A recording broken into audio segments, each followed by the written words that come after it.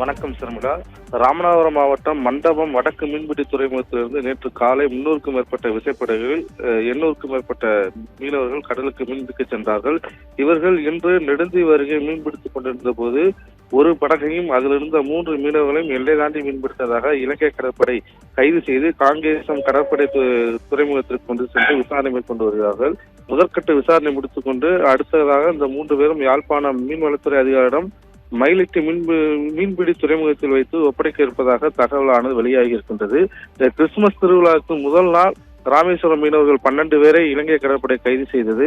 இதனால் அவர்கள் திருவிழாவை கூட கொண்டாட முடியாத ஒரு சூழ்நிலை ஏற்பட்ட நிலையில் அடுத்து திருவிழா முடிந்து தற்போது கடலுக்கு சென்ற மண்டபம் வடக்கு மீனவர்களை தற்போது இலங்கை கடற்படை கைது செய்வது பெரும் பரபரப்பையும் அச்சத்தையும் ஏற்படுத்தி வருகின்றது.